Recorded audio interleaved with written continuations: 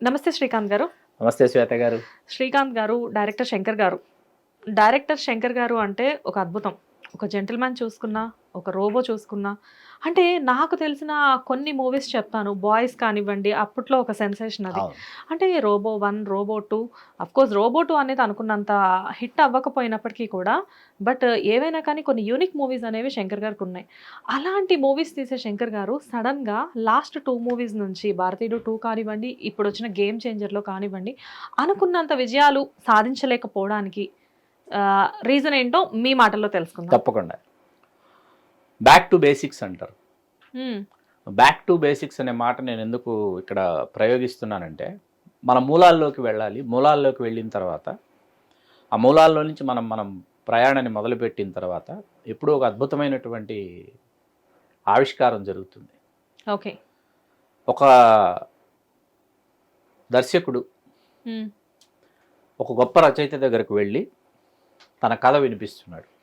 హ్మ్. తను తయారు చేసుకున్నటువంటి బేసిక్ స్టోరీ. హ్మ్. బేసిక్ స్టోరీ ఏంటంటే, ఒక పెద్ద గజ దొంగ ప్రభుత్వ ఖజానాలకు సంబంధించి ఆ ఖజానాలు ఏవైతే ఉంటే వాటినే కొల్లగొడుతున్నాడు, అద్భుతంగా దొంగతనం చేస్తున్నాడు, అత్యద్భుతమైన తెలివితేటలు ప్రదర్శించి దొంగతనం చేస్తున్నాడు, తప్పించుకుంటున్నాడు, అడ్డొచ్చిన వాళ్ళతో వీరోచితంగా ఫైట్ చేస్తున్నాడు, జీపు గాల్లోకి ఇలా ఎగురుతుంది, ఎగురుతున్నప్పుడు ట్రైన్ వెళుతూ ఉంటుంది, అటువైపు ఏమో రైల్వే గేట్ క్లోజ్ అయ్యి ఉంటుంది. ఇట్లాంటి సన్నివేశాలన్నీ ఈ అప్కమింగ్ డైరెక్టర్ ఆ రైటర్కు వినిపిస్తున్నారు. అప్‌కమింగ్ డైరెక్టర్ డైరెక్టర్ రైటర్‌కి కథ వినిపిస్తున్నారు. సిద్ధమైంది, ఓకే. డైరెక్ట్ చేయబోతున్నాడు, ఈ కథ ఆయనకు చెప్తున్నాడు వెళ్ళి. హ్మ్. ఆ విన్న రచయిత వేసిన ప్రశ్న ఏంటంటే అప్కమింగ్ డైరెక్టర్కి, అసలు ఈ దొంగతనాలన్నీ ఇతను ఎందుకు చేస్తున్నాడు అని అడిగాడు. ఎందుకు హ్మ్. ఎందుకు అని అంటే, ఇక్కడ త్రిపురనేని గోపీచంద్ గారు అసమర్థుని జీవయాత్ర అని తెలుగు సాహిత్య చరిత్రలో అజరామరంగా నిలిచిపోయేటటువంటి ఒక గొప్ప నవల రాస్తూ, తన తండ్రి అయిన త్రిపురనేని రామస్వామి చౌదరి గారికి అంకితం ఇస్తూ, ఎందుకు అన్న ప్రశ్న నేర్పినందుకు నాన్నగారికి అంకితం ఇస్తాడు. హ్మ్. ఎందుకు అంటే, అవును ఎందుకు, ఆ డైరెక్టర్ కూడా ఎందుకు అంటే, అప్పుడు ఆ రచయిత రిజర్వేషన్స్ ఇష్యూ తీసుకొచ్చారు ఈ కథలోకి. ఆ కథ జెంటిల్‌మ్యాన్. అబ్బా! ఏం మూవీ సార్ అసలు. ఆ డైరెక్టర్ శంకరు, ఆ రచయిత పేరే సుజాత రంగరాజన్. రైట్. అదే నాకు ఇందాక నుంచి అనుకుంటున్నాను.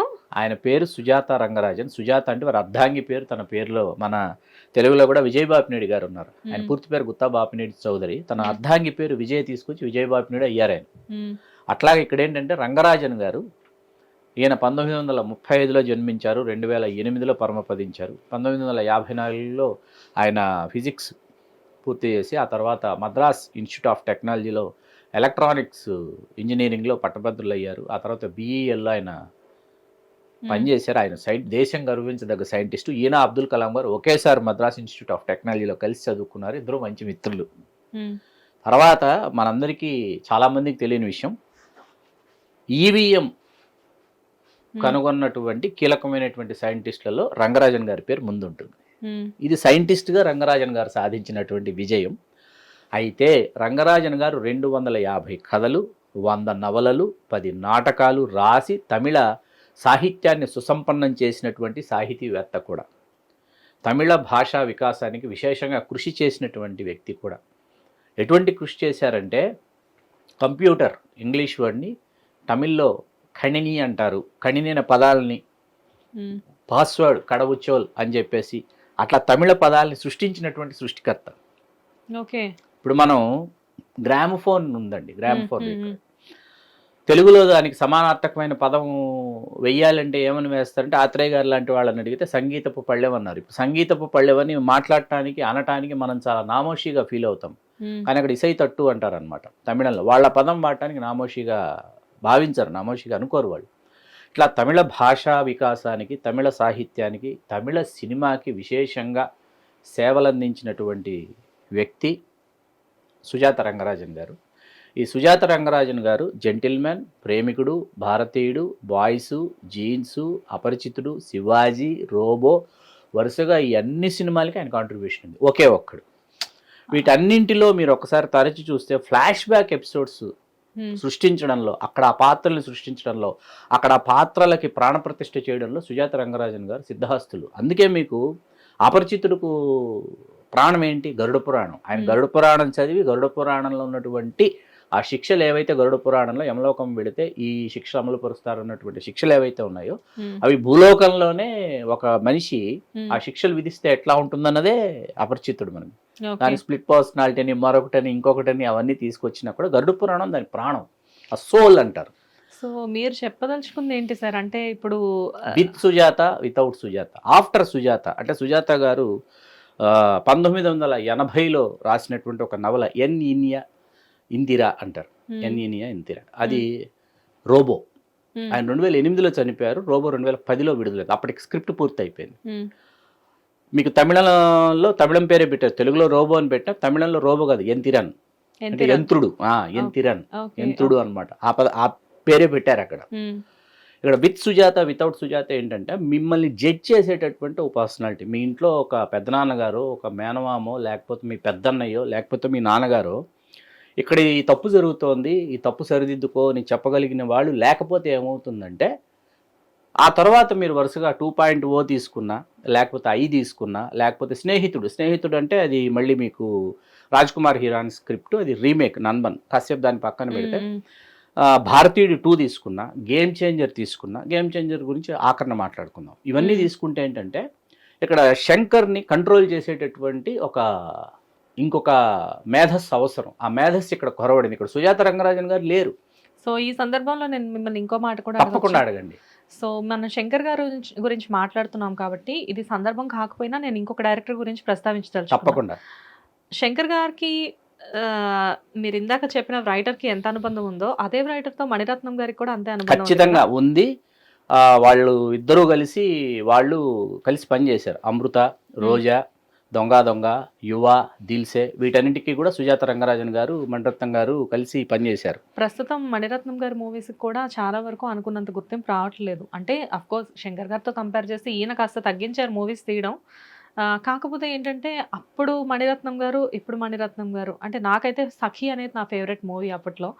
సో చాలా మూవీస్, ఒక బొంబాయి కానివ్వండి, ఒక సఖి కానివ్వండి, ఇలాంటి మూవీస్ చూసిన నేను రీసెంట్ టైమ్స్లో ఒక మూవీ, నేనైతే పేరైతే రివీల్ చేయను, బట్ చూసినప్పుడు అదే డైరెక్టర్ కదా ఈ మూవీ తీసింది, అసలు దానికి దీనికి సంబంధం లేదేంటి అనిపించింది.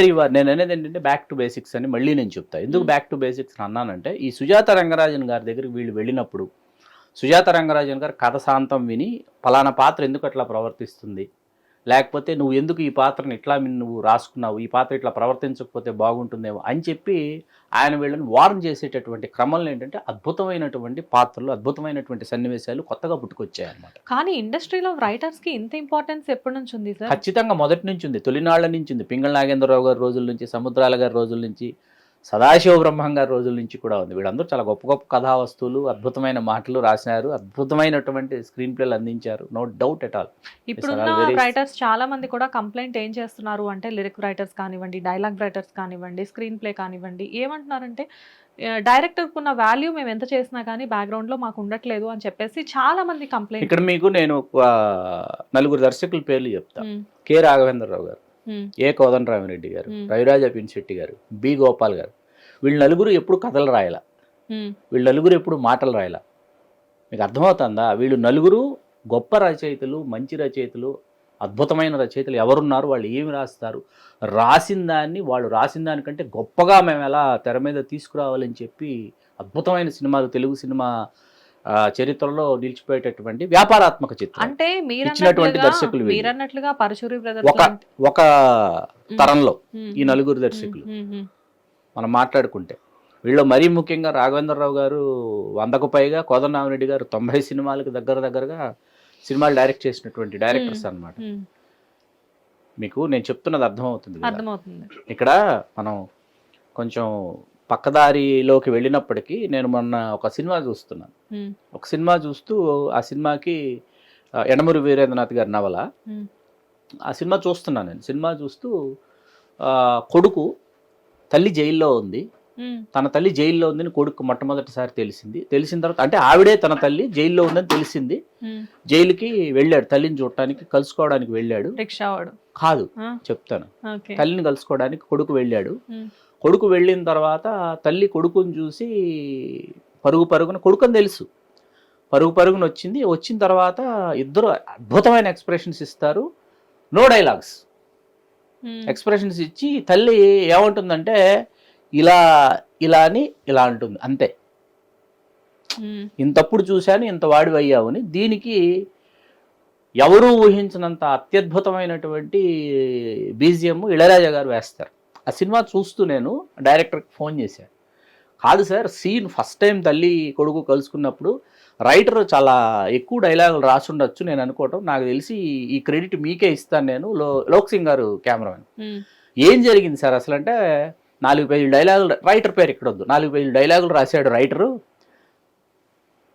లొకేషన్కి వచ్చేసిన తర్వాత హీరో ఎవరు, తల్లి క్యారెక్టర్ ఎవరు, తల్లి ఎవరు అన్నపూర్ణమ్మ గారు, హీరో ఎవరో తెలిసే కొడుకు పాత్ర కమల్ హాసన్ గారు, ఒకరాధ ఇద్దరు కృష్ణులు.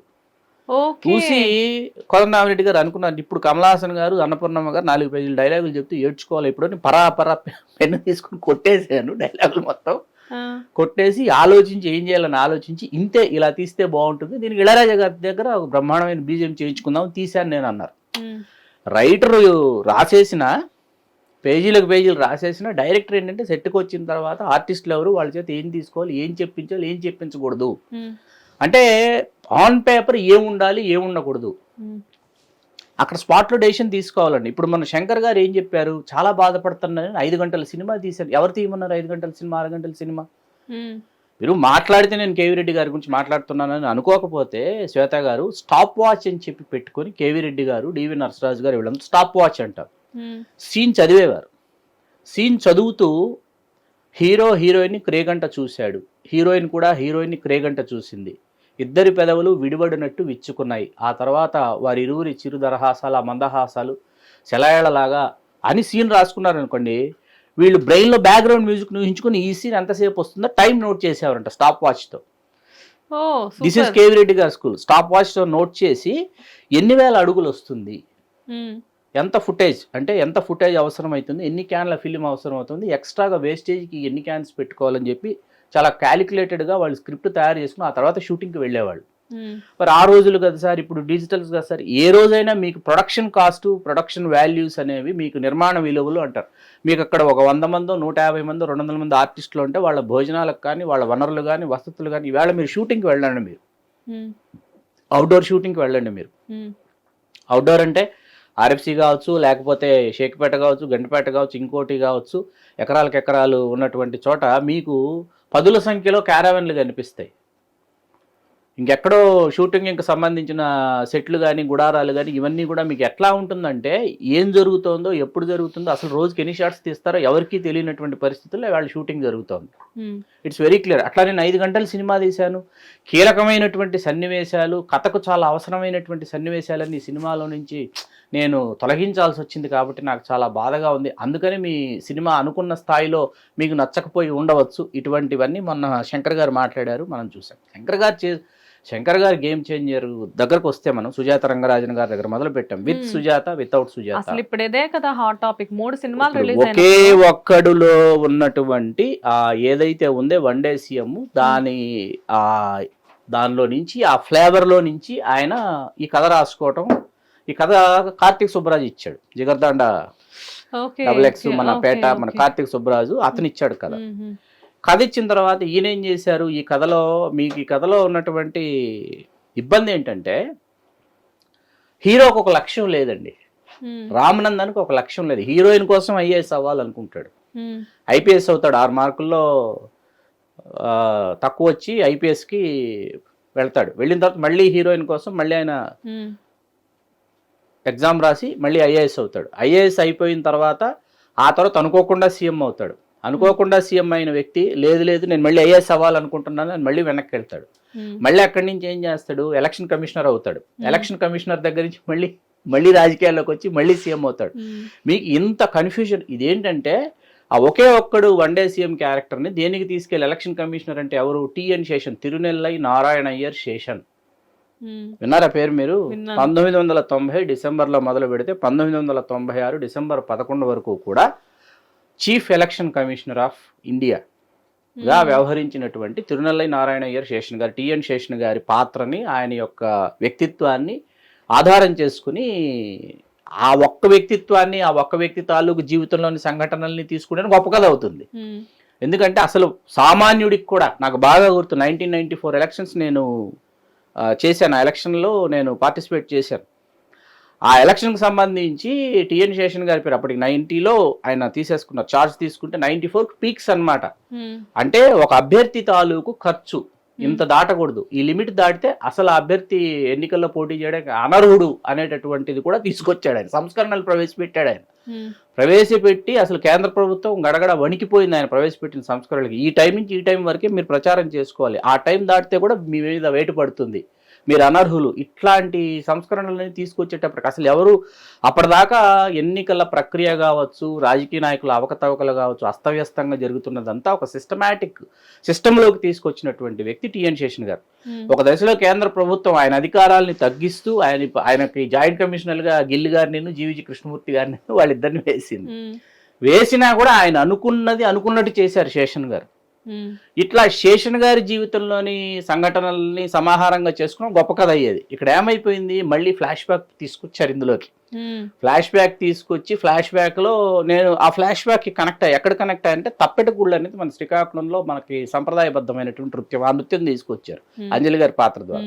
అక్కడ నేను కనెక్ట్ అయ్యా. ఇదేదో సాయిల్ కి, ఒక స్మాల్ టౌన్ కి, ఒక ఏరియాకి సంబంధించినటువంటి ఒక కథను ఏదో చెప్పబోతున్నారు, అట్లీస్ట్ సెకండ్ హాఫ్ లో నేను అనుకుంటున్నాను. అక్కడ ఎంత అసంబద్ధంగా ఉంటాయంటే అండి శ్వేత గారి సన్నివేశాలు. ఆయనకి నత్తి పెట్టారు. నత్తి పెట్టిన తర్వాత మాట్లాడటానికి ఒక క్యారెక్టర్ కావాలి కాబట్టి, ఒక పర్సన్ కావాలి కాబట్టి శ్రీకాంత్ గారిని తీసుకొస్తారు. తర్వాత చాలా మందికి కంప్లైంట్ అంటే ఆవిడ మెడ ఎందుకు వంకరగా ఉంటుందంటే, ఆయన చంపేసేటప్పుడు ఆవిడ మెడ చూడలేక, భర్తను చంపేస్తుంటే చూడలేక హఠాత్ పరిణామానికి ఆవిడ తిరిగితే ఆవిడ మెడ వంకర పోతుంది అన్నమాట. అది కూడా రిజిస్టర్ అవ్వట్లేదు థియేటర్లో ఆడియన్స్ కి. ఆవిడకి అందుకు ఆవిడ మెడ వంకర పోయిందన్నది రిజిస్టర్ అవ్వట్లేదు. మీకు ఆ సన్నివేశం చూస్తుంటే నేను ఇప్పుడు రామ్ చరణ్ గారిని ఎవరు, మన శ్రీకాంత్ గారు, సముద్రకాని గారు వచ్చి ఆయన అంతమంది ఇస్తున్నారు, అదే రాజీవ్ కనకాల వీళ్ళు వచ్చి అంతమంది ఇస్తున్న సన్నివేశంలో, ఆ సన్నివేశం చూస్తుంటే నాకు విజయ్ యాంటోనీ సినిమా యమన్ గుర్తు వస్తుంది. యమన్లో విజయ్ యాంటోనీ ఫాదర్ అనమాట, ఇంకొక విజయ్ యాంటోనీ కొడుకు. ఫస్ట్ విజయ్ యాంటోనీ సేమ్ పక్కన ఉన్న వాళ్ళే చంపుతారు. ఇతను నిజాయితీ తట్టుకోలేకపోతున్నాం, ఇతని నిబద్ధత తట్టుకోలే, యాజ్ ఇట్ ఈస్ సీన్ అండి. ఇక్కడ మరీ ఎలా ఉంటుందంటేనండి, గేమ్ చేంజర్ లో తన తండ్రిని చంపిన వాడు హీరో శ్రీకాంత్. ఆ శ్రీకాంత్కి తలకొరువు పెట్టిస్తాడు. ఇక్కడ ఎవరు తెలియకుండా పెడతాడు, తలకొరువు పెట్టేటటువంటి పరిస్థితులు వస్తాయి. ఏది శంకర్ డైరెక్టర్. ఇది ఎట్లా ఉంటుందంటే, మీరు రోబో అదే 2.0 చూశారు కదా, 2.0లో మీకు ఈ సైంటిస్ట్ అక్షయ్ కుమార్ పాత్ర, ఆ పాత్ర మీద ప్రేక్షకులకు సానుభూతి వస్తుంది. ఎందుకు, సెల్ ఫోన్ రేడియేషన్ వల్ల ఇట్లాగా ప్రకృతి అసమతుల్యత జరుగుతోంది, పక్షులు ఇట్లాగా వాటి గమనాన్ని అవి కోల్పోతే ప్రకృతి ఎంత విలయతాండవం సంభవిస్తుందంటే, ఆ పాత్రకి ప్రేక్షకులకి ఒక బంధం ఏర్పడిన తర్వాత రజనీకాంత్ గారు వచ్చి ఆ పాత్రతో పోరాడుతూ ఉంటాడు అనమాట. అక్కడ మనం డిస్కనెక్ట్ అయిపోతాం ఆడియన్స్. మీకు అర్థమైంది కదా. అయ్యో అని చెప్పేసి భారతీయ 2లో కూడా ఏంటి, సిద్ధార్థ్ అండ్ ఫ్రెండ్స్ ఎక్కడో విదేశాల్లో ఉన్నటువంటి భారతీయుడిని మీరు ఇక్కడికి రావాలి అని చెప్పి ఆయన ఇక్కడికి తీసుకొచ్చేసిన తర్వాత వీళ్ళ తర్వాత సెకండ్ హాఫ్ లైన్ మీద తిరగబడతారు. నీ వల్ల ఇలా అయిపోయింది, మా అమ్మ చచ్చిపోయింది, మా నాన్న నేను పట్టించేసాను, నాకు మీరు అవసరం లేదు ఇలా అంటే, అక్కడ కార్య సాఫల్యత ఇట్లా కొన్ని ఉంటాయండి. కొన్ని మీకు కథా ధర్మము, కథా ప్రయోజనం ఇట్లా కొన్ని ఉంటాయన్నమాట. ఇవన్నీ దెబ్బతింటాయన్నమాట. దెబ్బతిన్నప్పుడు ప్రేక్షకులు చాలా అసహనానికి గురవుతారు. అటువంటి అసహనానికి వరుసగా శంకర్ గారు గురి చేశారు ప్రేక్షకుల్ని. దాంట్లో గేమ్ చేంజర్ పరాకాష్ఠకి తీసుకెళ్ళిపోయారు గేమ్ చేంజర్. అంటే ఇక్కడ మిమ్మల్ని వార్న్ చేసేటటువంటి ఒక పర్సనాలిటీ లేకపోతే, ఒక పెద్ద ఆయన లేకపోతే, ఒక పెద్ద మేధస్సు లేకపోతే మీకు ఇటువంటి అవుట్పుట్స్ వస్తాయి. శంకర్ గారు గొప్ప డైరెక్టర్ కాదా, ఆయన అప్గ్రేడ్ కాడా, అద్భుతమైనటువంటి ఆవిష్కారాలు ఆయన వల్ల సాధ్యం కాదా అంటే ఖచ్చితంగా సాధ్యం అవుతాయి, సందేహమే లేదు. కాకపోతే ఇప్పుడు ఆయనకు ఒక గొప్ప కథ కావాలి. అంటే అంతా బాగుంది సార్, చాలా అద్భుతంగా వివరించారు. నాకు మీరు మాట్లాడినంతసేపు నేను క్వశ్చన్ కూడా వేయలేకపోయాను మీకు, ఎందుకంటే నేను వెళ్ళిపోయాను అనమాట అక్కడికి. మీరు చెప్తుంటే నేను ఆ సీన్లో తిరుగుతున్నా వెళ్ళి, లైక్ మాకు తెలియని విషయాలని మీరు ఎక్స్ప్లెయిన్ చేస్తూ ఉన్నారు. కానీ ఒక డైరెక్టర్కి కథలకి కొదవేంటి అంటే, ఇది కూడా చాలా మంచి ప్రశ్న అండి. కథలకి కొదవ కాదు, కొరత కాదండి. ఇక్కడ ఏమైపోతా ఉందంటే, ఒక మెజర్మెంట్స్లోకి వెళ్ళిపోయారు. జెంటిల్ మ్యాన్ వచ్చేటప్పటికి ఏంటి, మెజర్మెంట్స్ లేవు మీకు, ఏది కొలతలు కొలమానాలు లేవు. ఎందుకు, ఆ కథ ఆయన రజనీకాంత్ గారి దగ్గరికి, కమల్ హాసన్ గారి దగ్గరికి, వీళ్ళందరి దగ్గరికి తిరిగారు ఆయన. వాళ్ళు కాదు కమల్ హాసన్ గారు చెయ్యాలి, కాదన్న తర్వాత యాక్షన్ కింగ్ దగ్గరకు వచ్చింది. అప్పుడు ఏంటంటే ఆ కథను వాళ్ళు అనుకున్నట్టు తీసేటటువంటి ఒక పరిస్థితి. ప్రేమికుడు అసలు ప్రభుదేవ గారు అప్పటికి కొరియోగ్రాఫరే, ఆయనని హీరో చేసి అనుకున్న కథను అనుకున్నంత కంటే గొప్పగా తీసుకొచ్చారు. భారతీయుడు 2 వచ్చేటప్పటికంటే మీరు ఇవాళకి మీరు భారతీయుడు 1, భారతీయుడు 2 మీరు వెంటనే చూస్తే ఏంటంటే కళ్ళు మూసుకుంటే భారతీయుడు 1లో మీకు భారత జాతీయోద్యమము అనేది మీకు ఆ కథలో ఉన్నటువంటి మెయిన్ సోల్ అన్నమాట. టోటల్ సోల్ ఏది స్వాతంత్ర సంగ్రామం ఏదైతే ఉందో అది టోటల్ సోల్. మీకు ఈ సోల్ అనేది చాలా ఇంపార్టెంట్. ఆ సోల్ లేకుండా మీరు చెయ్యాలనుకునేటప్పటికి ఏమవుతుందంటే గాలి పోగేసి తీసినట్టు ఉంటుంది అనమాట. ఇప్పుడు మీరు 80sలోనో ఎర్లీ 90sలోనో వచ్చినట్టు ఒక సినిమాలో కనపడుతుంది గేమ్ చేంజర్. తండ్రి ఒక ప్రాంతంలో ఆయన ఒక రాజకీయ పార్టీ నెలకొల్పాడు. రాజకీయ పార్టీ నెలకొల్పిన నిబద్ధతను తట్టుకోలేక ఆయన అంతమొందించారు. ఆయన కొడుకు తర్వాత వచ్చేసి ఆయన ధర్మ పరిరక్షణ. మీకు ఇదంతా ఎలా ఉంటుందంటే దీనిని మీరు ఇంకేదో కొత్తగా ఇంకేదో గొప్పగా చెప్పచ్చు. ఇందాక మనం అనుకున్న టిఎన్ శేషన్ గారి జీవితంలోని చాలా సంఘటనలు బేస్ చేసుకుని కూడా చెప్పచ్చు ఇదే కథని ఇంకొక రకంగా. మీకు మనం వెలుపలికి వచ్చిన తర్వాత మీకు ఎంతసేపటికి ఎస్జే సూర్య గారి పెర్ఫార్మెన్స్ గుర్తుంటుంది మనకు.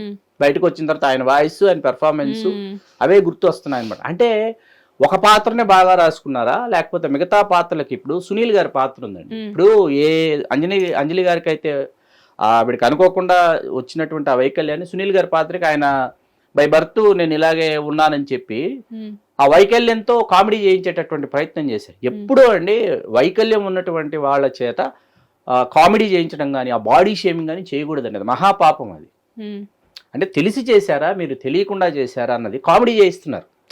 వైకల్యం అనేది ఆ వైకల్యం అనుభవిస్తున్న వాళ్ళకి ఆ వైకల్యం తాలూకు యొక్క వేదన అర్థం అవుతుంది. అది చూసేవాళ్ళు ఫీల్ అయ్యే ఖచ్చితంగా చాలా బాధపడతారు కదా. అంటే మీరు ఆ స్పృహ కోల్పోయారు. మీరు ఆ స్పృహ ఏదైతే ఉందో ఆ స్పృహ కోల్పోయారు. మీరు ఆ కోల్పోయిన తర్వాత ఆ కోల్పోయినటువంటి క్రమంలో ఇటువంటి అవుట్పుట్స్ వస్తాయన్నమాట. అది శ్వేత గారు. ఫైనల్ గా ఇప్పుడు మీరు చెప్పింది అయితే చాలా బాగుంది. కాకపోతే ఏంటంటే సార్ నాకు ఇక్కడ ఒక చిన్న ప్రాబ్లం ఏంటి అంటే గేమ్ చేంజర్ అనే మూవీ మీద చాలా మంది మెగా అభిమానులు కానివ్వండి ఎవరైనా కానీ బోల్డ్ అండ్ ఎక్స్పెక్టేషన్స్ పెట్టుకున్నారు.